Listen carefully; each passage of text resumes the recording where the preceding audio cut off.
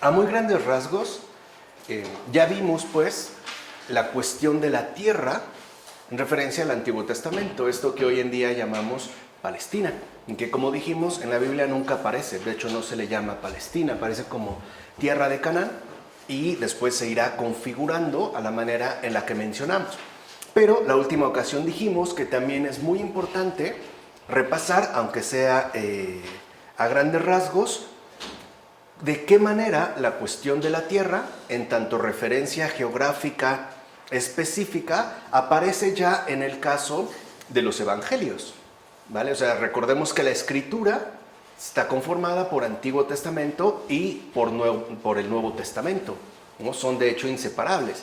Y hay que entender cómo uno viene de un lugar muy en particular y en esta misma región también es donde van a brotar los evangelios, ¿no? En la zona que dijimos, más bien conocida como el Oriente Próximo. Y lo que es fundamental es que, a diferencia de lo que ocurre en el Antiguo Testamento, donde vimos que básicamente, ¿no?, hay como una relación bastante marcada, incluso diferenciada entre el norte y el sur. ¿Se acuerdan? Israel y Judá, ¿no?, que parecía que nunca llegaron a un arreglo, siempre hubo como una tensión bastante marcada entre ambos espacios. En el caso del Nuevo Testamento, las referencias geográficas, es decir, en relación a la tierra, que ahí se mencionan, son tres y aparecen en Mateo, por ejemplo, y en Lucas, y es Nazaret, Belén y Jerusalén. Jerusalén, dijimos también, juega un papel importante en el Antiguo Testamento, pero no desde el principio. Recuerden que el reinado de Judá fue mucho posterior al reinado de Israel, o sea, al reino del norte, donde por varios siglos la capital, digamos, de lo que se conocía como el reino de Israel era Samaria. Incluso vimos algunas otras ciudades. Ya después será Jerusalén, pero no es, digamos, la ciudad inicial. Es más, dijimos, esta ciudad tuvo que ser, por así decirlo, ¿no?, adoptada al crecimiento del reino de Judá. Pero bueno, vamos ahora a centrarnos en lo que sería la cuestión de la tierra, ya en relación concreta con los evangelios. Y como hemos mencionado, tanto en Mateo como en Lucas, se mencionan ciudades que no van a dejar de tener importancia. Repito, es Nazaret, Belén y Jerusalén. De hecho, cualquiera que haya leído los evangelios habrá escuchado que se mencionan estas ciudades. Bueno, hay una razón, no son meramente gratuitas. Ya lo vimos incluso, ¿no?, desde el principio, este contraste permanente entre la parte desértica de la tierra y la parte fecunda del mar. Dijimos, ¿no?, al final, esta especie como de panorama de oposición tajante entre vida y muerte, entre esterilidad y esterilidad, etcétera, etcétera, etcétera. Bueno, entonces vemos o comenzamos por Nazaret. Fíjense, hay que mencionar que Nazaret era entonces una pequeña aldea ubicada en lo alto de una cadena de colinas. O sea, Nazaret era una aldea realmente pequeña. En general dijimos, no había grandes ciudades, ¿no? Toda esta zona, a grandes rasgos, siempre fue prácticamente pobre, salvo las ciudades principales.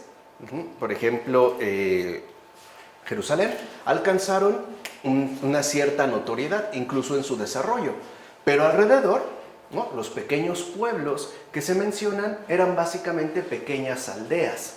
Es más, la gente de Nazaret era de estirpe judía, eso sí, y solía dedicarse preferentemente al cultivo de los olivos y las vides.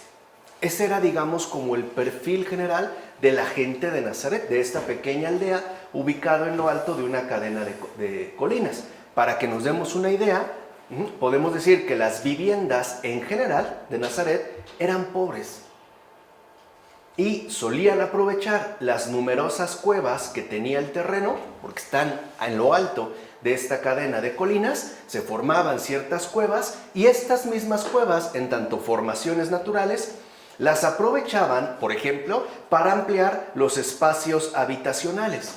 O bien, también usaban estas mismas cuevas para poder ampliar la estancia de los ganados, que ya dijimos, ¿no?, en estos pueblos era muy importante. Entonces, las viviendas son pobres, y al ser pobres, Utilizaban las propias condiciones geográficas de esa región para tener, hoy diríamos, casas más grandes o bien establos más amplios. Nazaret está a solo 5 kilómetros de distancia de la importante ciudad de Séforis, que va a ser la capital de Galilea. En esta región de Galilea, al norte, su capital es Séforis. Y a 5 kilómetros de Séforis se encuentra Nazaret.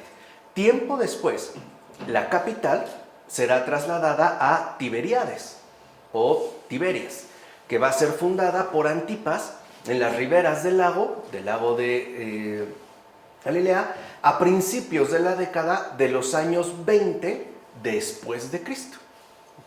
Pero esto ya vendrá de manera posterior. Ahora, por su parte, Belén, al menos en la época de Jesús, que es donde ya estamos ubicados, era una ciudad pequeña en la montaña de Judá. Fíjense, entonces, Nazaret está al norte, Belén al sur. Acuérdense que este contraste es muy importante. Belén era una ciudad pequeña que se ubicaba en la montaña de Judá.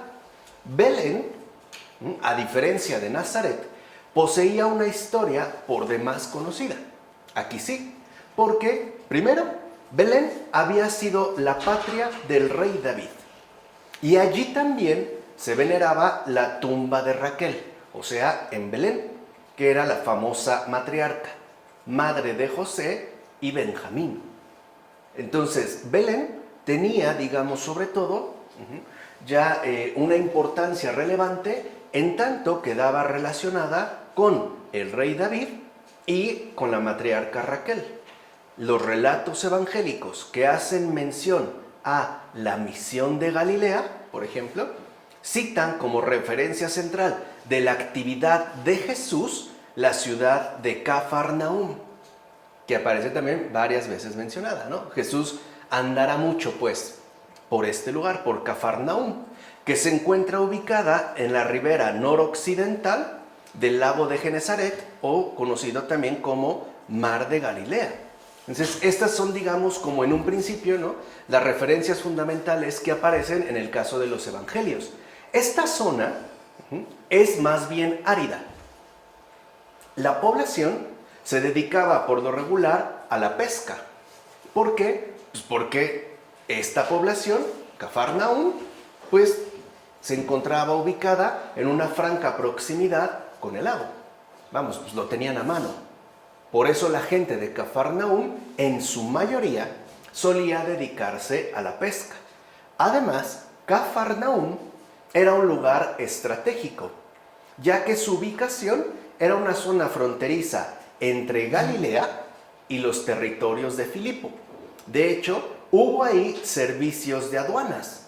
Lo vemos en Mateo, capítulo 9, versículo 9, y una guarnición militar, que también lo menciona Mateo, capítulo 8, 5, 9. Recuerden que haya habido ahí servicios de aduanas significaba entonces que era una zona ciertamente estratégica, en tanto permitía, por ejemplo, el intercambio comercial e incluso la movilización de ciertas tropas para dirigirse a otros lugares. Por eso había incluso la guarnición militar y también servicios de aduanas, como menciona Mateo. Probablemente Mateo ahí estuvo, porque él era recaudador de impuestos. Entonces quizá estuvo trabajando en este servicio de aduanas. Ahora, de Cafarnaúm, de esta zona en particular, eran vecinos los apóstoles Pedro y Andrés. Y al parecer también Santiago y Juan, los hijos de Zebedeo. O sea, todo parece indicar que Pedro y Andrés eran, digamos, vecinos de Cafarnaúm. Y todo parece indicar que también Santiago y Juan. ¿Cómo lo podemos saber? Pues de entrada porque se mencionan en relación a la labor de pesca que realizan en el lago. ¿Cuál lago? Pues el de Cafarnaúm. Sabemos que todos ellos eran ciertamente pescadores. ¿Estamos? De hecho, toda la ribera septentrional del lago fue frecuentada por Jesús. pero destacaría en esta zona septentrional, que toda esta zona fue visitada por Jesús, destacaría Betsaida, ya que esta pequeña ciudad era la verdadera patria de los hermanos Pedro y Andrés, así como del apóstol Felipe. Entonces, Pedro y Andrés eran oriundos de la ciudad de Betsaida. De ahí, aunque digámoslo así, trabajaban en Cafarnaúm, pero ellos pertenecían a Betsaida, y también el apóstol Felipe. Vemos aquí un poco también cómo Jesús se está moviendo. ¿Recuerdan que dijimos también lo mismo en el caso de Abraham? ¿No? Tiene que aprender a no enraizarse a una tierra que no le corresponde, sino que está en camino hacia el cielo, en tanto camino de la fe, ¿no? Jesús asimismo visitó la aldea de Caná, que se encuentra al norte de Nazaret. Subió al Tabor y en cierta ocasión también se adentró en la tetrarquía de Filipo hasta llegar a su capital, Cesarea, que ya se ubica en las fuentes del Jordán. También podemos decir que Jesús incluso visitó Tiro y Sidón. O sea, lo vemos también pues en movimiento. No está confinado a un lugar geográficamente específico. Aunque hay estas referencias, vemos que también, ¿no?, se encuentra en una especie como de movimiento constante. Ahora, en las narraciones evangélicas, algo que tiene especial importancia, más allá de lo que se menciona mientras va, ¿no?, en Betsaida, en Cafarnaúm, en toda esta zona septentrional, es cuando se habla de la subida de Jesús a Jerusalén. Se dice varias veces que subió a Jerusalén. Y es curioso porque de entrada, si nosotros recordamos el mapa que presentamos, Jerusalén está al sur. De tal manera que para nosotros sería bajar a Jerusalén. Si se viene del norte, Galilea está al norte. ¿Por qué se habla de la subida de Jerusalén? Eso es también lo que vamos a tratar de entender. Primero, ¿no?, hay que resaltar que los sinópticos, por ejemplo, es decir, Marcos, Lucas y Mateo, hablan de un solo viaje hacia el final del ministerio de Jesús. Es de hecho el que mencionan. Jesús sube a Jerusalén en los sinópticos, o se menciona esta subida una vez. Pero Juan menciona varias veces el ir y venir de Jesús de Galilea a Judea. O sea, del norte a sur, de arriba a abajo. No obstante, todos los evangelistas nos presentan a Jesús al inicio de su vida pública en lo que se conoce como el Bajo Jordán. Ahí sí, todos los evangelistas nos van a presentar a Jesús al inicio de su vida pública en el Bajo Jordán. Allí es donde fue bautizado por Juan Bautista. Y desde ese mismo lugar se retiró por algún tiempo a la soledad del desierto de Judá. Lo más probable es que el lugar de su bautismo fuera Betábara, como se menciona en Juan capítulo 1, 28, cerca ya del Mar Muerto. Eso sería lo más probable. No se sabe, digamos, con exactitud dónde fue el bautizo de Jesús. Lo que sí se sabe es que correspondía a la región del Bajo Jordán. Probablemente fue en Betábara. Pues bien, el viaje de Jerusalén a partir de Galilea, debemos entender cuando se habla de la subida de Jesús, por ejemplo, cuando se trataba de judíos que iban de Galilea, pues, ¿no?, a Jerusalén, se realizaba de la siguiente manera. Normalmente se descendía al valle del Jordán para evitar atravesar Samaria. Digamos que daban un rodeo al momento de ir de Galilea a Jerusalén para evitar atravesar Samaria. La conocida aversión de los samaritanos al templo de Jerusalén podía traer problemas a quienes se decidían peregrinar hacia allá. Ya dijimos, ¿no?, la ocasión anterior.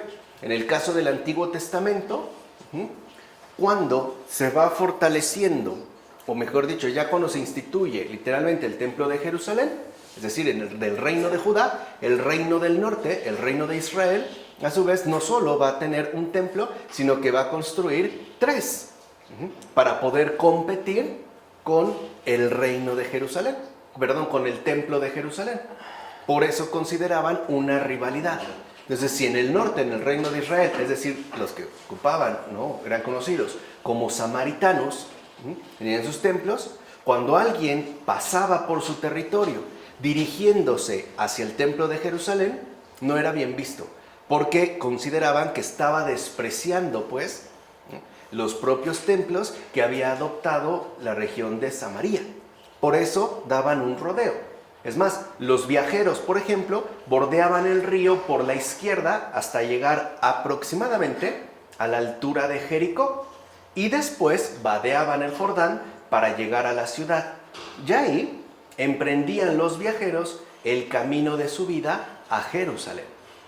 Se daban todo, ¿no?, toda una vuelta. Más se sabía, ¿no?, cuando Jesús menciona la parábola del samaritano, está hablando de una realidad evidente para las personas de aquel entonces.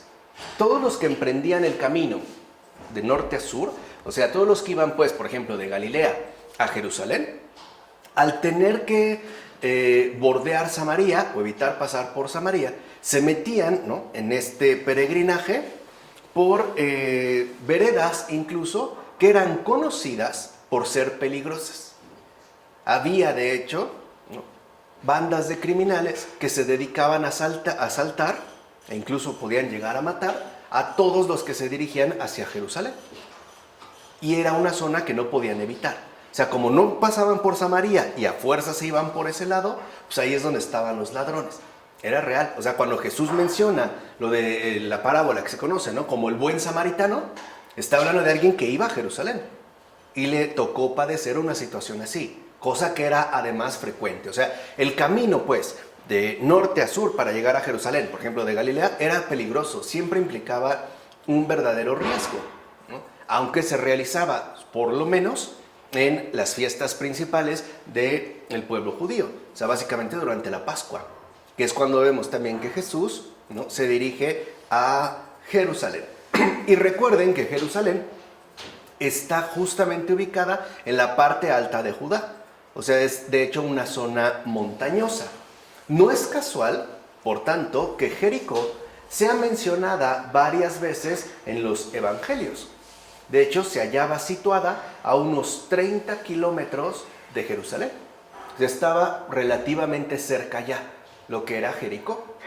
La mayoría de los que iban, por ejemplo, ¿no?, de Galilea a Jerusalén, pasaban por Jericó.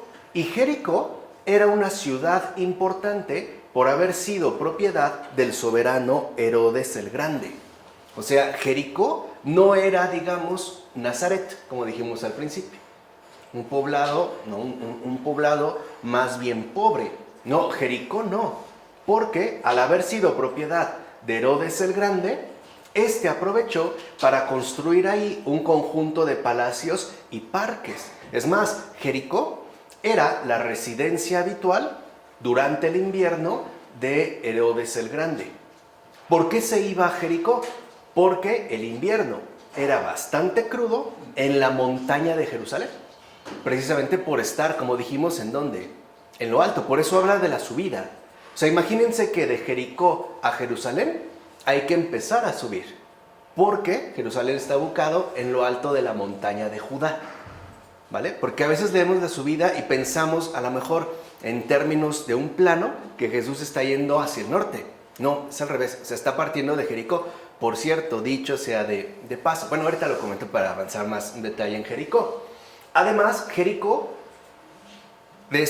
además de esto que contaba, ¿no?, que había realizado Herodes el Grande, contaba también con magníficos edificios públicos, teatros y hasta hipódromos.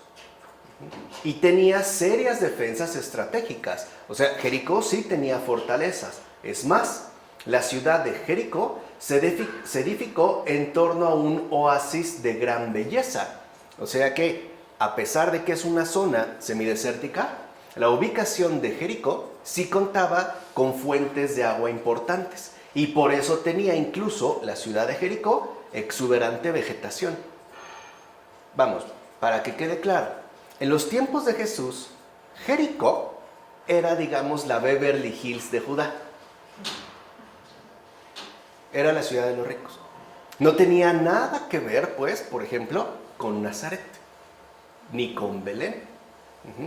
Era una ciudad que destacaba precisamente por todas las construcciones arquitectónicas y los espacios públicos que ofrecía, incluso en relación con el entretenimiento. Jericó era, digamos, la Beverly Hills de Judá de aquel entonces. Sin embargo, Juan y Lucas señalan que Jesús no solo siguió el camino del Jordán, sino que asimismo atravesó Samaria. ¿Se acuerdan cuando se detiene y se encuentra con la samaritana? O sea, Jesús no hizo esto, sino que él sí va a atravesar precisamente Samaria. El famoso encuentro entre Jesús y la samaritana tendría lugar en la aldea de Sicar, donde está el pozo de Jacob, o sea, cerca de la antigua ciudad de Siquem, o Siquem, capital antigua de Samaria. Recuerden que esa era la capital fundamental de este territorio. Y otras de las localidades citadas por los evangelios son Betania y Betfagé, que son dos aldeas localizadas asimismo cerca de Jerusalén, concretamente al otro lado del Monte de los Olivos. O sea, al otro lado del Monte de los Olivos se encontraban Betania y Betfagé, que estas pequeñas aldeas también van a ser mencionadas por los evangelios.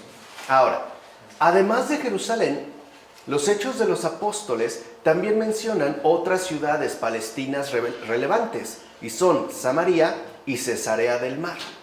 Estas tres ciudades, además de Jerusalén, resultaban ser las más importantes de toda Judea. O sea, todo lo que hoy llamamos Palestina tenía estas tres ciudades destacadas: Jerusalén, Samaria y Cesarea del Mar. Samaria, por ejemplo, estaba edificada sobre la antigua capital de Israel en la montaña de Efraín. Ahí se edificó Samaria, en la antigua capital de Israel. O sea, estamos hablando al norte, en la montaña de Efraín. En la época de Jesús, Samaria era una gran ciudad, no era una aldea, ya era una ciudad bastante importante. Y lo peculiar de Samaria era lo siguiente: en su mayoría la población era pagana. Eso es lo que destacaba en el caso de Samaria. Por eso muchos de los judíos, por así decirlo, ortodoxos de aquel entonces, evitaban el contacto con la propia ciudad de Samaria. ¿Por qué? Por el miedo a quedar contaminados al entrar en contacto con un pagano. ¿Se entiende? Por eso preferían bordearlo. De tal manera que Samaria se caracterizaba ante todo porque la población que conformaba la ciudad en su mayoría era pagana. También había judíos, pero no eran bien vistos por los del sur por este contacto e incluso intercambio, si no necesariamente en términos conyugales, sí en términos sociales, era mal visto. Porque recuerden que para un judío, ya en estos momentos, el contacto con un pagano era sinónimo de contaminación. Si iban a la fiesta importante de la Pascua, por ejemplo en Jerusalén, pues lo que menos querían era llegar contaminados. Porque si esto ocurría, ya no iban a poder participar de las festividades. Por eso preferían, ¿no?, evitar Samaria, meterse por senderos, aunque fueran peligrosos. Ahí es donde dijimos ocurrían pues muchos asaltos, abusos e incluso se daban también, no eran infrecuentes pues los asesinatos. ¿Se entiende por qué no pasaban por Samaria? Sí, todo era caminando. Los que podían llevarían a lo mejor algún animal de carga, burro, un caballo, pero sobre todo para las cosas que podían usar, por ejemplo, en términos de tiendas y víveres. Pero todo el transcurso era a pie, ¿no? Todo el recorrido se hacía a pie. Por su parte, Cesarea, que era llamada del Mar para distinguirla de la Cesarea de Filipo, había sido fundada por Herodes el Grande sobre la antigua torre de Estratón. En el siglo I era la capital y residencia oficial del gobernador romano. Y esta ciudad poseía el puerto más importante de todo el territorio. Ahora, si estaba en el mero puerto, pues era la ciudad con mayor avance comercial y por lo tanto con mayor, digamos, crecimiento económico. Por eso, Cesarea del Mar era, en los tiempos de Jesús, la ciudad más desarrollada y lo fue incluso a lo largo de todo el siglo I, ¿no? Y fuera ya de Tierra Santa se ubicaba la ciudad de Antioquía, que era capital de la provincia de Siria y una de las mayores ciudades del mundo en ese entonces.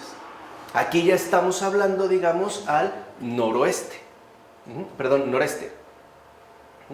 hacia Siria, Antioquía.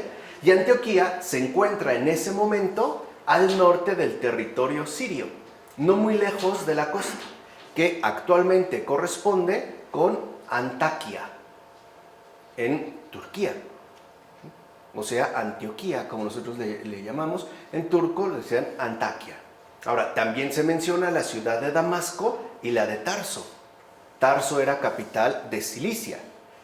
De hecho, las primeras actividades de Pablo, ya cristiano, se centran en Damasco, de donde parte para Jerusalén. Y de aquí, al cabo de unos días, partirá para Cesarea, donde se embarca con destino a la ciudad de Tarso. Después de un tiempo irá a Antioquía y de allí retornará a Jerusalén.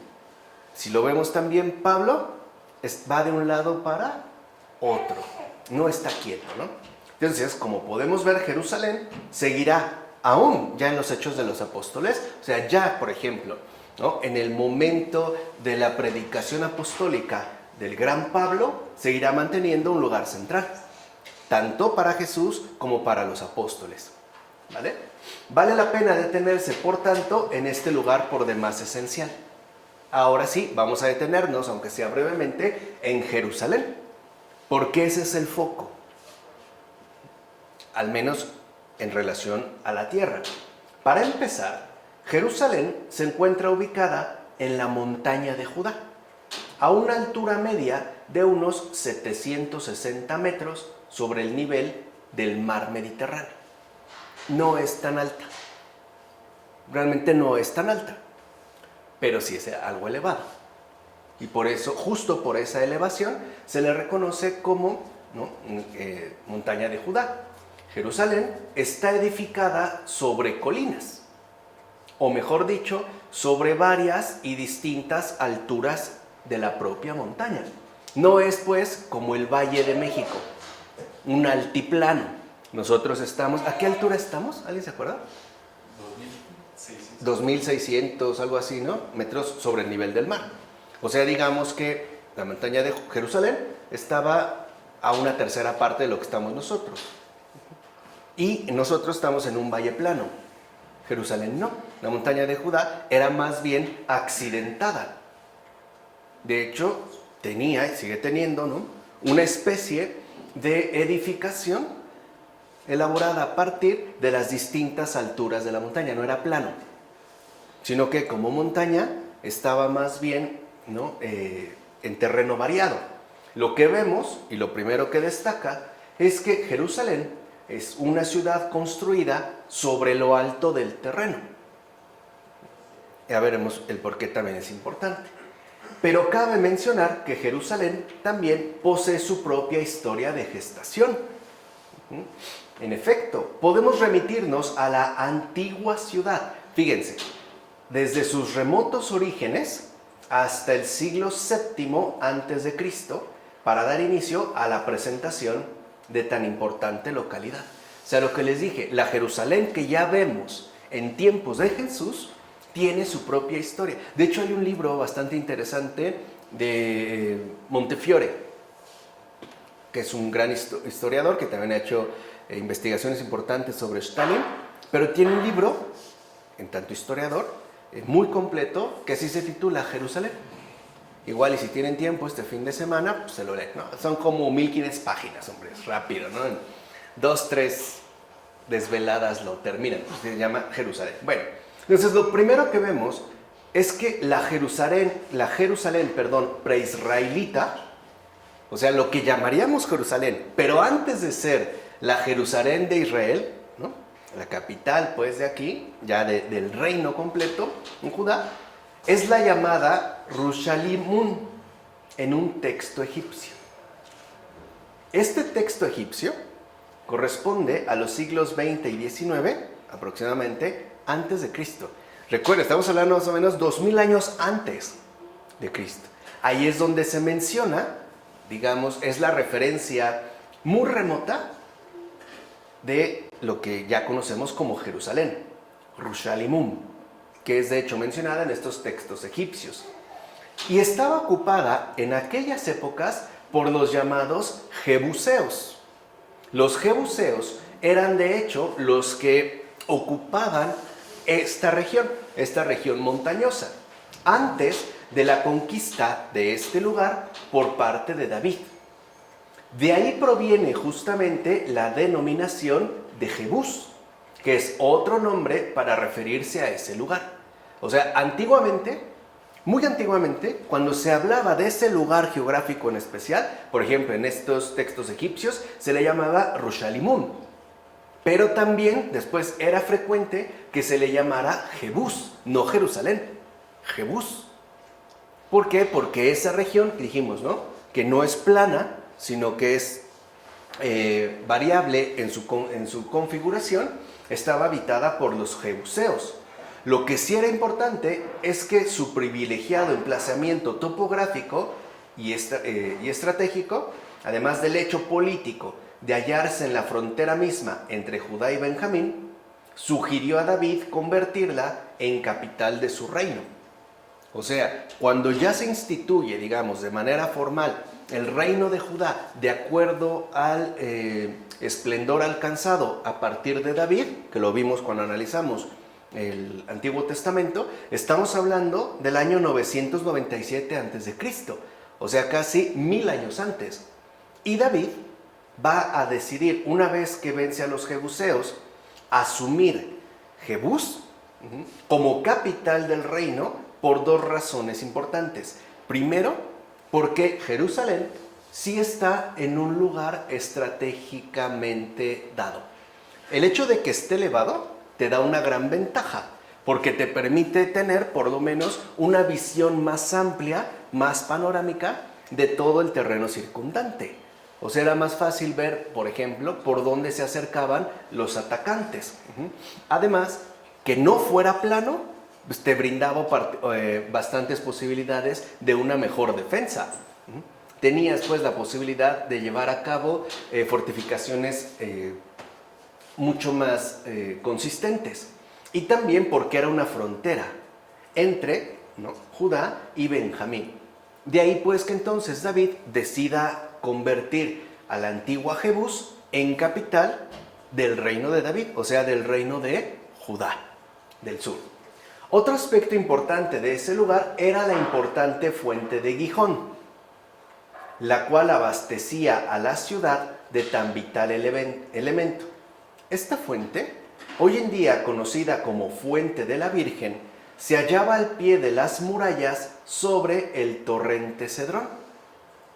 Y como ocurría en otras ciudades cananeas, uno de los mayores problemas de defensa en tiempos de guerra era asegurar el suministro de agua en momentos de asedio. Por eso va a ser tan importante la llamada Fuente de Gihón, que se ubicaba, como dijimos, al pie de las murallas sobre el torrente Cedrón. Cuando había un asedio, o sea, cuando se atacaba pues una ciudad y ésta se encerraba dentro o al interior de sus propias murallas, la principal preocupación era poder mantener el suministro de agua. Porque, aunque los alimentos, lo sabemos, se terminaran, podían darse opciones alimentarias que no eran equivalentes con las cuestiones de agua. Vamos, por decirlo brevemente, lo que importaba era que no faltara el agua. Si faltaba el agua, todo estaba perdido. Por eso va a ser tan importante esta fuente de Gihón. De ahí que, por una parte, se buscara evitar a toda costa que el enemigo tuviera acceso a la fuente. Y por otra, que las aguas de esta pudieran ser debidamente aprovechadas por los defensores que se hallaban dentro del recinto amurallado. O sea, lo que en verdad se cuidaba era esta fuente. Si esta fuente era tomada o bloqueada por los enemigos que asediaban la ciudad definitivamente se rendía.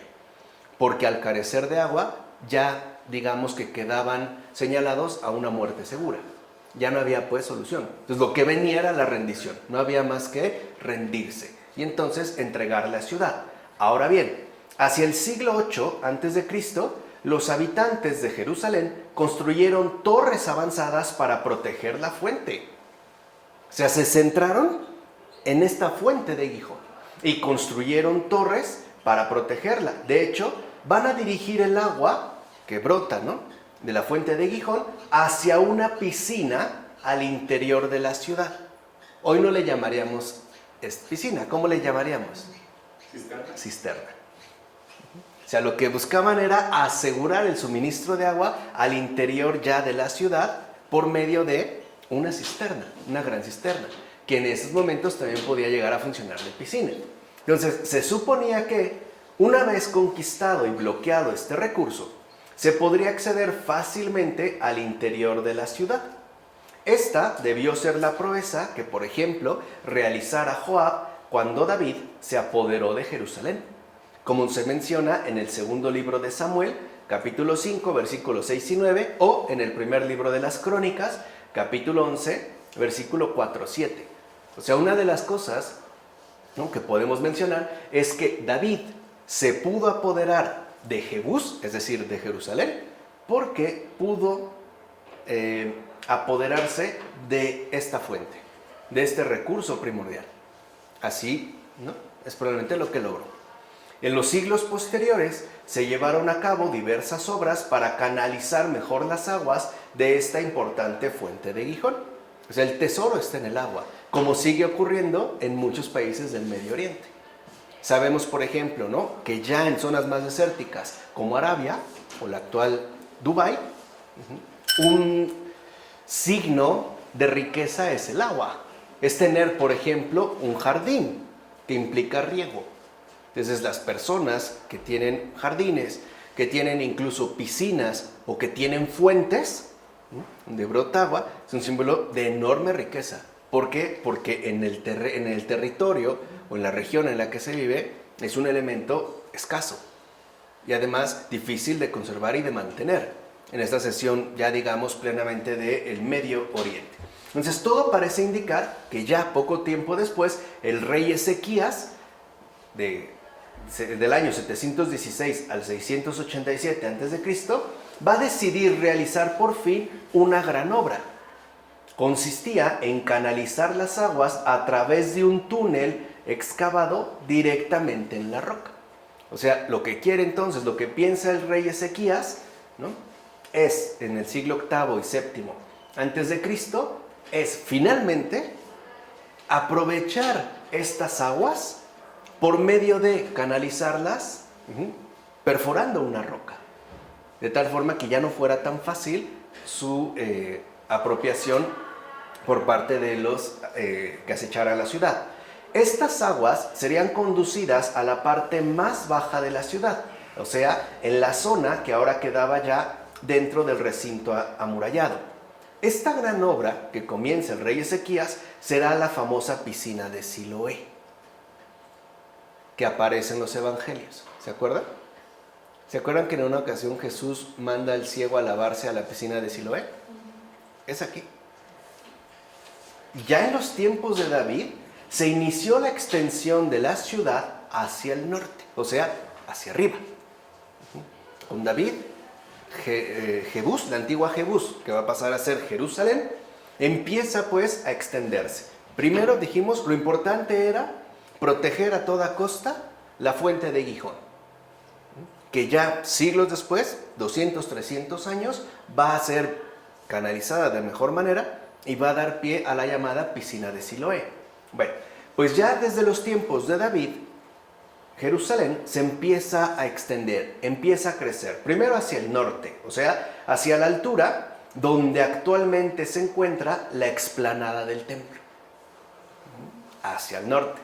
Esta extensión va a ser consumada por Salomón, hijo de David, y es quien construyó en tal ubicación el templo, además de los palacios reales que van a ser colocados al sur del templo.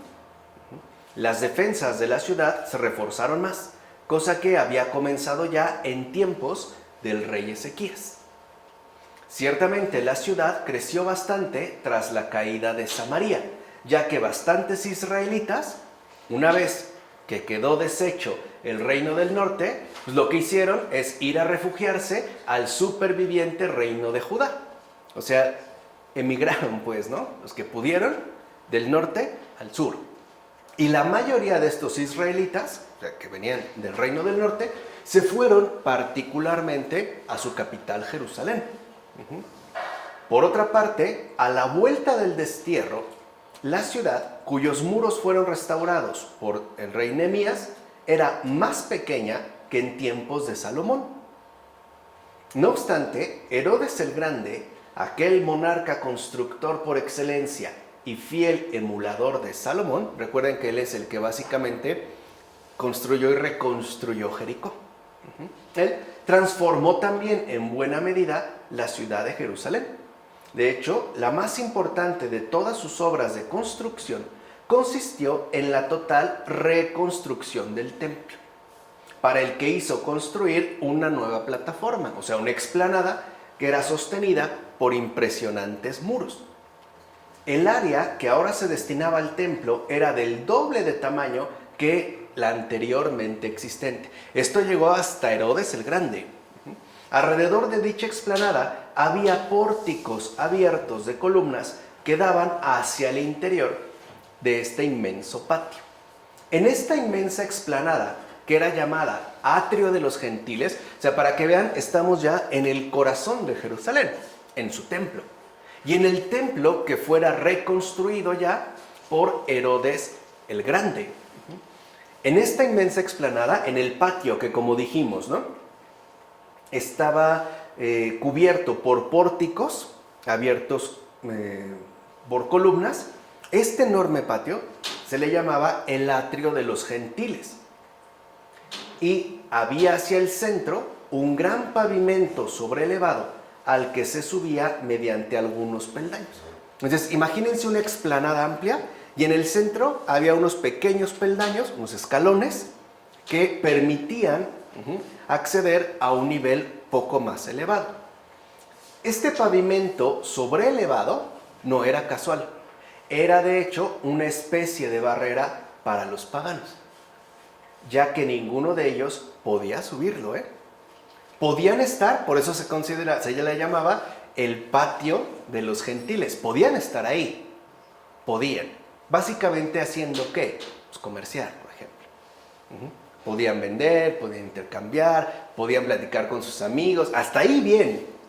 Pero ya si se dirigían más al centro de esta gran explanada donde estaba ubicado el templo y venían los escaloncitos, no los podían subir, ni siquiera podían pisar uno. Es más, la transgresión implicaba la pena de muerte.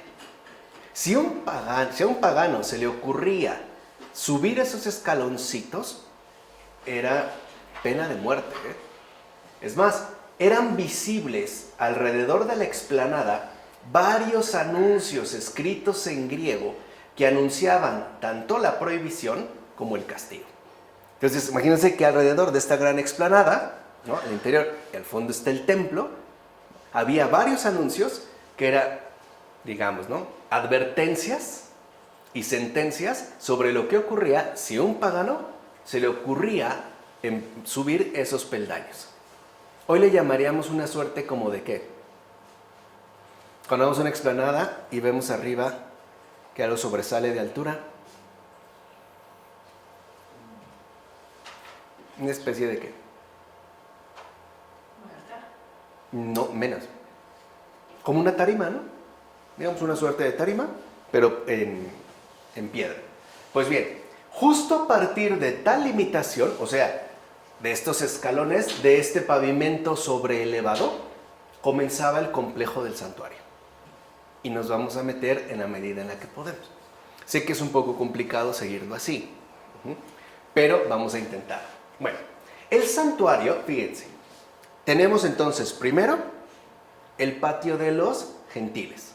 Después este pavimento sobrelevado, o con unos 2, 3 escaloncitos, y ahí ya comenzaba realmente el complejo dedicado al templo. Entonces, antes, ¿no?, el santuario pues iba precedido de un patio porticado, o sea, tenía pórticos, era un patio también abierto.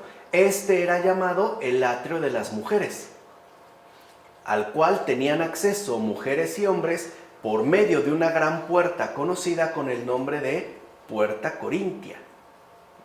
Ahí, o sea, todos judíos, hombres y mujeres, podían, ¿no?, subir, o mejor transitar a este patio sobrelevado. Había ahí una gran puerta conocida con el nombre de Puerta Corintia, y ahí podían también ingresar, conocido como el atrio de las mujeres, ¿no?, estos y los hombres. Y dicho sea de paso, el atrio de las mujeres, el primer, digamos, la primera dimensión del templo, era el lugar de oración. Y también era el lugar donde se depositaban las limosnas, en lo que se conocía como el atrio de las mujeres. Ahora bien, mediante una puerta monumental, llamada Puerta Nicanor, se accedía a otro patio, que era conocido como el atrio de Israel. Entonces, tenemos primero, ¿no?, el llamado patio de los gentiles. De ahí, el atrio de las mujeres. Otra gran puerta llamada Nicanor, y ahí se accedía a otro patio conocido como el atrio de Israel. Bueno, este recinto estaba reservado a los hombres. Número 1, ninguna mujer podía ya entrar al atrio que mencionamos de Israel, ni una. Y este recinto estaba reservado a los hombres que aportaban los animales para los sacrificios. Todos los animales que eran ofrecidos en sacrificios en el templo, todos estos, ahí, digamos, es donde se podían ingresar con estos animales. Ahí entraban. Y de hecho, a esta puerta precisamente se asomaban los sacerdotes tras la ofrenda del incienso para bendecir al pueblo. Desde aquí, desde esta puerta, de la puerta que daba acceso al atrio de Israel. Ahora, si se atravesaba este atrio, entonces se encontraba un nuevo patio, otro, que era conocido como el atrio de los sacerdotes. Y en este atrio de los sacerdotes se hallaba el altar sobre el que se inmolaban las víctimas. O sea, un patio antes se preparaban pues las ofrendas, los animales. Una vez preparados, eran llevados al atrio de los sacerdotes, y ahí estos sacerdotes inmolaban a las víctimas. Allá había un altar de inmolación. Ahí es donde se sacrificaban, en el atrio de los sacerdotes, ¿vale? No en el atrio de Israel. En el atrio de los sacerdotes es donde se encontraba la puerta del verdadero templo.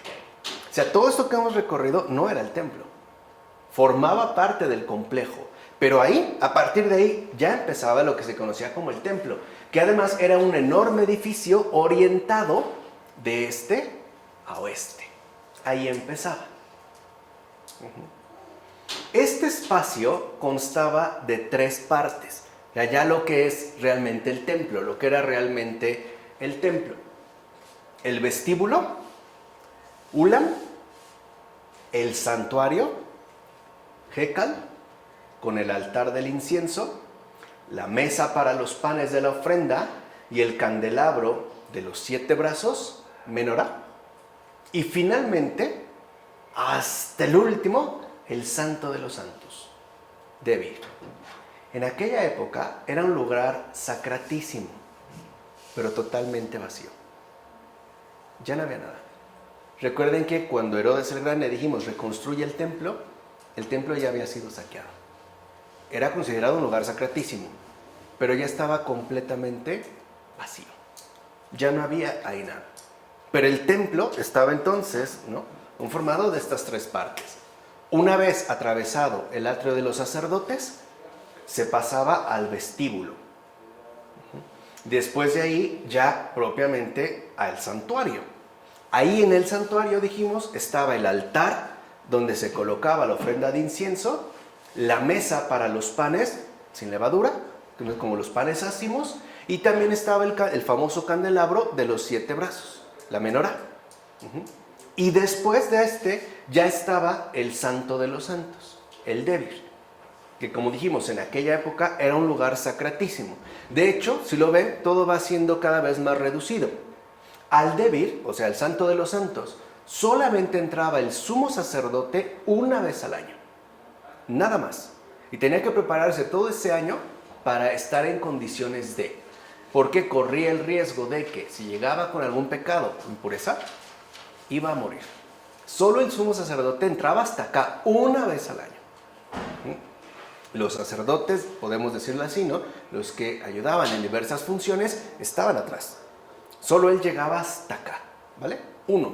Bueno, pues bien, otra construcción importante de Herodes el Grande fue la Torre Antonia, que estaba cercana a la explanada del templo. La Torre Antonia se convirtió en el cuartel principal de la guarnición militar de Jerusalén en los años en que Judea era ya provincia romana. O sea, junto, ¿no?, a la explanada del templo se construyó una torre militar que va a funcionar de hecho como el cuartel principal de las milicias romanas. Además, Herodes el Grande asimismo construyó un espléndido palacio para sí apoyado en la muralla occidental. Entonces lo que vemos es que junto al templo se construyó una guarnición militar, una torre para concentrar las fuerzas militares, y también existía un gran palacio que había construido Herodes el Grande para sí mientras estaba en Jerusalén. Porque como ya vimos, cuando llegaba el invierno y hacía frío, se iba a Jericó, bajaba pues, ¿no?, de la montaña. Ok, es posible que, siendo este palacio la residencia habitual de los gobernadores romanos cuando iban a Jerusalén, fuera el auténtico pretorio donde Jesús fue sentenciado a muerte, y no la Torre Antonia, que en aquel momento era un cuartel militar. O sea, lo más probable es que cuando Jesús ya fue sentenciado a muerte, no haya sido en la Torre Antonia, sino en este palacio. ¿Por qué? Porque era el lugar que ya los gobernadores romanos, cuando iban a Jerusalén, utilizaban. Y como sabemos, en ese momento Jesús fue sentenciado ante el procurador, ¿no?, en particular de esa región. Ahora, durante el asedio a Jerusalén del año 70 después de Cristo, las tropas romanas de Tito fueron invadiendo todo el lugar. Hasta este momento, Jerusalén había permanecido más o menos tranquila. Recuerden que en general, ¿no?, todo este territorio, lo vimos la ocasión anterior, siempre estuvo azotado por grandes imperios, ¿no? Nunca gozó ni de una libertad total, ni de un esplendor increíble, no. Bueno, cuando ya llega el año 70, las tropas romanas del emperador Tito van invadiendo este lugar poco a poco. O sea, quieren ahora, finalmente, ¿no?, someter toda esta región por completo. De hecho, Jerusalén fue prácticamente arrasada por los romanos, debido precisamente a lo que se conoce como la primera revuelta judía. Ahí se va a crear esta primera revuelta. Todavía después se llevó a cabo una segunda revuelta judía, es decir, en la época del emperador Adriano. Fíjense, ya en los años 131-135, o sea, el primer tercio del siglo II después de Cristo. Y la ciudad fue totalmente transformada y recibió el nombre de Aelia Capitolina, en honor del nombre de familia del emperador romano. Ahora, debemos preguntarnos ahora lo siguiente. Todo esto que hemos mencionado, entonces, ¿qué dimensión no física puede contener lo que hemos dicho hasta el momento de Tierra Santa? O sea, hemos visto, ¿no?, cómo se va configurando y cómo incluso Jerusalén, a pesar de ser como la referencia fundamental el pueblo judío, al menos después del rey David y de manera muy marcada en los tiempos de Jesús, ¿qué ocurre o por qué, ¿no?, va a ser tan relevante, aunque ya no en términos geográficos, o sea, en términos no físicos? Bueno, para empezar, dicha dimensión, tanto teológica como mística, es lo que ha impulsado, por ejemplo, peregrinaciones no solo entre cristianos, sino también entre gente musulmana y judía. Algo importante de mencionar es que la ciudad de Jerusalén es una ciudad santa para cristianos, judíos y musulmanes. De hecho, durante siglos han convivido los tres, más o menos en paz. Y hay que mencionar, lo que después vino a exacerbar los conflictos fueron cuestiones políticas. Porque durante siglos, en términos religiosos, habían, si no estado completamente de acuerdo, por lo menos habían logrado asumir las diferencias y convivir en cierta, digamos, como que hasta en cierta concordia. ¿Estamos? Es más, los apelativos de Tierra Santa y Tierra Prometida son ya lo suficientemente expresivos como para invitarnos a detectar algo mucho más profundo en ello. En la propia Biblia, estos nombres, Tierra Santa, Tierra Prometida, aparecen mencionados de una u otra manera. Por ejemplo, en el Éxodo, el libro de Números, en Deuteronomio o el libro de Josué. Por supuesto, uno de los aspectos más sustantivos de la historia de la salvación es la promesa de Dios a Abraham. La promesa que Dios hace a Abraham. En Abraham, padre del pueblo elegido, recae la realización de dicha promesa en tanto hilo conductor de toda la historia bíblica. Sabemos que una de las cosas que pesan es la promesa de una tierra. Recuerden lo importante que era, ¿no?, para esos antiguos nómadas tener un territorio fijo en donde pudieran establecerse y finalmente crecer y prosperar. Necesitaban pues una tierra. La promesa contiene diversos aspectos, aunque uno, efectivamente, ¿no?, de los más destacados es la posesión de la tierra de Canaán. O sea, la promesa que Dios hace a Abraham, se menciona claramente este aspecto central, la posesión de la tierra de Canaán. Además de la multiplicación incontable de la descendencia y la aparición lejana y oscura del Mesías, cuya identidad va a ir aclarándose de manera gradual. Ahora bien, para un seminómada como Abraham, no existe meta más preciada que ser propietario exclusivo del suelo. Esa sería la meta central para un seminómada como lo fue Abraham, es decir, de aquella tierra por la cual vaga sin llegar a poseerla definitivamente. Y a partir de tal posesión, ahora sí, poder conformar un pueblo numeroso y poderoso, para así defender los derechos propios sobre esa tierra. Por decirlo de otra manera, para Abraham la cosa es clara. Si no tiene esta tierra, no puede crecer ni prosperar. No podrá pues multiplicarse, ¿no?, de la manera en la que el Señor le ha mencionado. ¿Cómo se va a hacer realidad esta expectativa? O sea, esta expectativa de la tierra que el Señor le ha prometido. El primer paso, o sea, para empezar a hacer realidad lo que hasta ese momento es solo una promesa, será la compra de un campo que contiene la cueva de Macpelá en Hebrón. Abraham, fíjense, compra un campo, no para sembrar. O sea, lo primero que compra no es un poco de tierra para sembrar, para construir. Compra este campo que tiene una cueva, la cueva de Macpelá en el Hebrón, justo para enterrar a su esposa. Es lo primero que compra. O sea, la primera, digamos, adquisición terrenal, literalmente, ¿no?, que tiene Abraham es una cueva para poder realizar el sepelio de Sara y los demás miembros del clan. Es una tumba. Y esto también es importante. No es un campo fértil, es finalmente una tumba. Vemos pues que el primer paso consiste en asegurar una tierra en la cual morir. Que incluso no quede, por ejemplo, ¿no?, al morir desperdigado en cualquier parte. Imagínense para un clan seminómada, ¿qué pasa si se está moviendo de un lado a otro y de repente fallece alguno de los miembros de su clan? Pues ahí se queda. Ellos tienen que seguir finalmente su camino. Le harán más o menos un entierro de acuerdo a sus convicciones religiosas, pero no obtiene un lugar definido. No, lo primero es que es fundamental asegurar una tierra en la cual morir. O sea, y aquí ya empezamos a entrever algo importante.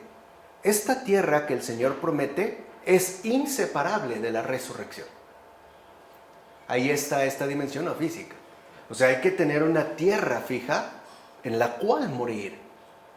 Eso es ya lo que va a anunciar abiertamente Jesús. Si el grano de trigo cae en tierra y no muere, ¿qué le pasa?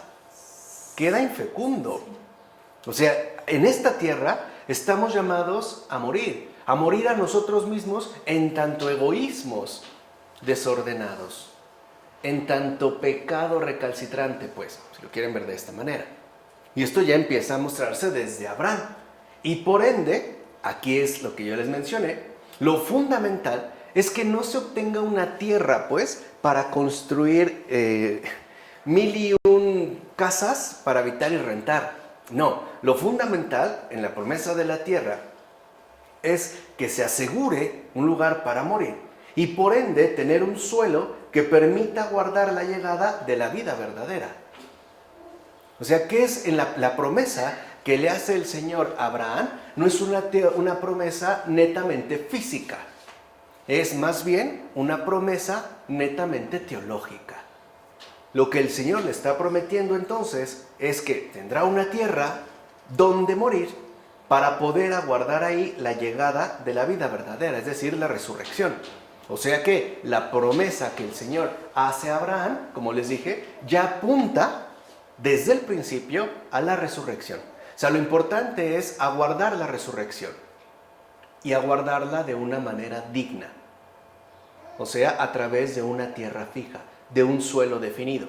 Por eso Sara no puede ser enterrada en cualquier lugar. De hecho, tampoco lo va a hacer Abraham. ¿Se entiende? Esto es importante para que vayamos aquí, ¿no? Como avanzando un poco más. De hecho, vean, no es casual que la propia Biblia dé gran importancia a este acontecimiento. O sea, la adquisición de un pedazo de tierra para morir. Y por ende, para guardar dignamente la llegada de la vida eterna. O sea, la resurrección. Entonces, aquí ya vemos que de entrada, la promesa que el Señor hace a Abraham va mucho más allá de lo que Abraham supone o humanamente entiende. Y claro, tampoco le podemos exigir más. Recuerden que el Señor siempre desborda, ¿no? Nuestra captación, nuestra imaginación, nuestro decir, nuestro pensar. O sea, básicamente la promesa del Señor es una promesa de resurrección para Él y para toda su descendencia, numerosa como las estrellas del cielo y como las arenas del mar. O sea, ¿qué está hablando, ya insinuando aquí el Señor? La promesa de una resurrección universal. Una resurrección no restringida a unos cuantos, sino capaz de abarcar a toda la humanidad en su conjunto. ¿Se entiende? ¿Ahora entienden el verdadero significado de la tierra? Y dijimos, es inseparable de lo que aquí se está viendo. Por eso lo vimos desde el principio. Muchos se mueven, van, vienen. No es Jesús. Pero es que lo importante no es dónde nos quedamos, sino hacia dónde nos dirigimos. Nuestro paso por esta tierra apunta a la resurrección. ¿Vale? Ahora, un segundo peldaño relevante, o sea, una segunda dimensión, puede ser el entierro de Jacob, que es trasladado solemnemente desde Egipto, como se menciona en Génesis. Por ejemplo, en Génesis capítulo 50, versículos 4 a 14. ¿Por qué Jacob no es dejado en Egipto? ¿Por qué el propio Jacob es llevado de nuevo, ¿no?, a la tierra de sus ancestros, a la tierra de sus antepasados? Porque es de esta tierra de donde viene también la resurrección. Jesús no nació de una nube, no brotó de una roca, no, viene de una tierra concreta que tiene su historia. Aquí me la hemos desplegado a muy grandes rasgos para llegar finalmente a lo esencial. O sea que esto significa que el verdadero descanso es en otra parte, o sea, más allá de lo habitual y de lo conocido.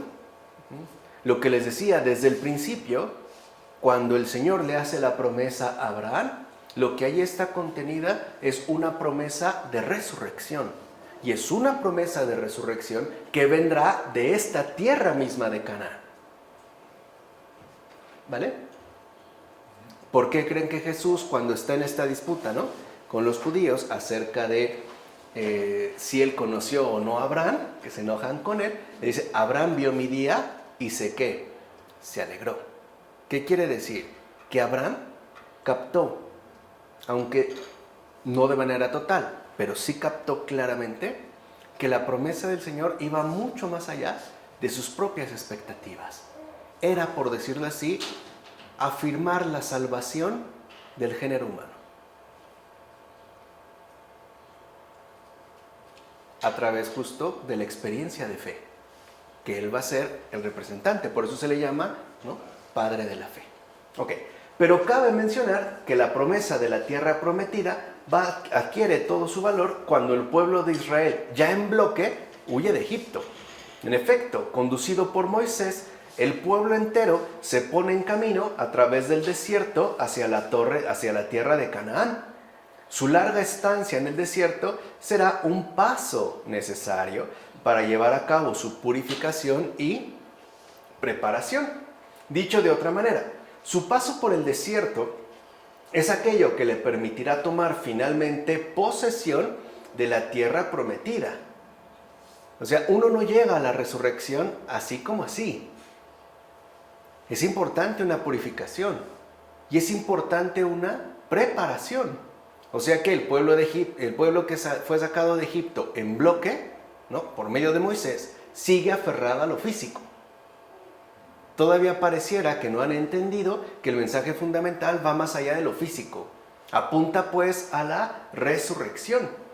En este caso, a partir ya de este momento, tal acontecimiento se convertirá en un nuevo símbolo para la historia de Israel. Por fin se reparte la tierra y se van a tomar medidas para que, primero, esta repartición permanezca siempre equitativa. O sea, ya llegamos aquí y entonces nos vamos a repartir equitativamente. Pero vimos, a pesar de que se realizara una repartición equitativa, ¿por ello se evitaron los problemas? No eran los conflictos por la frontera, no eran los conflictos por ganar territorios, por quitarse, incluso entre los propios pueblos del norte y del sur. Y segundo, aquí, en este caso, es para que el pueblo guarde la alianza del Sinaí. No obstante, habrá algunos enemigos de la posesión de la tierra que de hecho no desaparecieron tras la toma de aquel territorio. O sea, mientras nosotros nos aferremos a las cuestiones netamente terrenales, siempre habrá conflictos. Y eso lo seguimos viendo hasta la fecha. ¿Cuántas familias no se destruyen, por ejemplo, por una casa, por un terreno? ¿Cuántos hermanos no se dejan de hablar de por vida por un terreno? Por unos, bueno, ¿qué digo un terreno? Por unos cuantos metros cuadrados. Por una barda. Imagínense a una dimensión mayor. En efecto, la lucha interminable con los pueblos asentados en Canaán y su entorno será el argumento central tanto del periodo de los jueces como de la monarquía. Lo que se pone de relieve, es que si el pueblo es fiel a la alianza, Yahvé cumplirá plenamente su ¿qué? Su promesa. Pero ya dijimos, es una promesa de resurrección. Finalmente, los pecados del pueblo conducen a Dios a tomar la decisión de arrancarlos de ese lugar para enviarlos al destierro. No han aprendido la lección. Y nosotros tampoco. Todavía, entonces, 40 años de preparación y de purificación no les sirvieron. Hay como que volver a ¿qué? A empezar otra vez. Para que no se aferren a lo meramente material. Pero no olvidemos que esta es una corrección. Es para un bien final. El Señor no ha cambiado la promesa. Lo que ha hecho es implementar nuevos medios para llegar a ella, ¿no? Y la promesa continúa.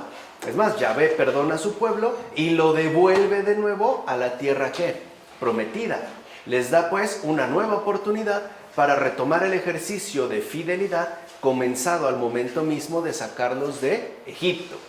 Ciertamente, a todo lo largo de esta intrincada historia, la tierra se ha presentado siempre, en primer lugar, como signo de felicidad. Mirada, por ejemplo, desde el árido desierto, dicha tierra se ve como un terreno rico y fértil cubierto de pastos y flores. Es justo la tierra que emana leche y miel. Es como se menciona en el Éxodo, en el Levítico, en Números, Deuteronomio, libro de Josué, etc. Quiere decir que ahí está finalmente, ¿no?, relacionada la promesa de la tierra con la felicidad. Pero ¿por qué entonces, cuando se aferran a la tierra netamente material, en lugar de felicidad, parece que lo que se obtiene es mucha infelicidad? Asesinatos, traiciones, abusos. Insisto, porque ya se ha perdido de vista, ¿no?, la referencia fundamental a la resurrección. Pero además es símbolo claro, o sea, físico también, de una realidad tranquila. Es decir, ausencia de preocupaciones meramente terrenales. ¿Qué pasa cuando nosotros adquirimos una tierra en este mundo? No se acabaron las preocupaciones, se multiplicaron. El predial, el mantenimiento, el gasto, esto, el otro, ya faltó aquello. O sea, se supone que uno, ya tengo mi casa, ¿no? Ya, qué felicidad. No es cierto. La verdad es que no. Al momento parece que sí, pero después empezamos a ver las cargas. ¿Se entiende? O sea, por eso es que esta tierra, ¿no?, que es tan importante, va más allá de lo que vemos, pues. Por eso, cuando Israel llegue a la meta de su bienestar, en tiempos de Salomón, se dirá que Judá e Israel vivieron tranquilos, cada cual bajo su parra y su higuera, desde Dan hasta Beersheba, ¿no? Se menciona así en el Primero de Reyes, Segunda de Reyes. Sí, pero ¿cuánto tiempo les duró? Tampoco fue mucho, fue muy poco. Así pues, la promesa de Dios contiene mucho más de lo que se podría suponer. ¿Vale? En segundo lugar, el cumplimiento por parte de Dios de la promesa referente a la posesión de la tierra será la única garantía para el cabal cumplimiento de las demás promesas, o sea, incluida la mesiánica, pues el propio Mesías asimismo comerá leche y miel, como se menciona en Isaías. De ahí que la Tierra Santa, y más concretamente la ciudad de Jerusalén, en tanto síntesis de ella, porque Jerusalén es justo como la expresión resumida de esto que llamamos Tierra Santa, se convierta para los profetas en símbolo del propio pueblo elegido por Dios. Es entonces cuando dicha tierra se reviste de unos caracteres literarios específicos que le confieren ya una personalidad humana. Por ejemplo, ya se habla de la esposa de Yahvé, y por tanto queda vinculada a él por un compromiso matrimonial inquebrantable, que como ya sabemos se dio vía encarnación, no mediante una especie de contrato, ¿no?, entre naciones, no, por la encarnación, en el que figurarán las ideas centrales de pacto y alianza. O sea que cuando el Señor le hace la promesa a Abraham de la tierra, ya vimos entonces que no está hablando de lo que nosotros podemos suponer.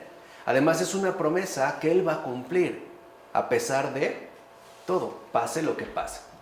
De ahí entonces que las mutuas relaciones de Dios con la Tierra Santa queden matizadas ya por referencias concretas en términos de amor, rechazo, divorcio y adulterio. Ahora bien, una vez cumplida la promesa mesiánica, el Nuevo Testamento no dejará el tema de la tierra desprovisto de contenido. O sea, no crean que ya entonces pasó, no. De hecho, a partir de ese momento, la tierra pasará a simbolizar la plena posesión de la felicidad en la otra vida, que es lo que fue expresado veladamente desde Abraham, desde el principio. En síntesis, ¿qué es la tierra? La plena posesión de la felicidad en la otra vida, o sea, resurrección. ¿No es eso la resurrección? La posesión plena de la felicidad ya, pero en la otra vida, no aquí, pues, sino allá. La Tierra Santa quedará por tanto revelada como la Jerusalén celestial. Claro, evidentemente esto ya vendrá después de Jesús. Ya ha sido aclarado, ¿no? Los apóstoles ya lo entreverán, sobre todo los padres de la iglesia. Ahora se reconocerá que la Tierra Santa, pues, no es la que podemos ubicar geográficamente en el Oriente Próximo, sino que es la Jerusalén celestial, que es a la cual está destinado el nuevo pueblo de Dios, o sea, ese pueblo conducido por Cristo, o sea, conducido por Dios mismo. De ahí la desaparición de Moisés. Recuerdan que Moisés solamente ve de lejos, ¿no?, la tierra de Canaán, no entra. Para que no pensemos que el que nos va a llevar a esta Jerusalén celestial es un humano. ¿Vale? ¿No? Y que camina a través del desierto de este mundo para poder ingresar de lleno a la posesión plena tanto del cielo nuevo como de la nueva tierra en tanto verdadero Israel. Aquí está el resumen. Todo lo que hemos visto finalmente no es más que, por decirlo así, la síntesis del recorrido que implica la promesa y el cumplimiento de Dios y de los que han sido llamados justamente a colaborar con Él. Es como llevar, pues, el destino del mundo mediante esta promesa, que ha sido, como lo dijimos, ¿no?, ya cumplida, y que requiere también que nosotros vayamos en camino hacia allá. Ya no es ahora solo una tierra prometida, es una tierra ofrecida abiertamente a todos. ¿De acuerdo? Con esto terminamos ya la tierra. A partir de la próxima ocasión vamos a empezar a abordar la cuestión del pueblo. Recuerden que dijimos que eran estos, ¿no?, bueno, 4 por 1 la verdad. Sería la tierra, el pueblo y el libro.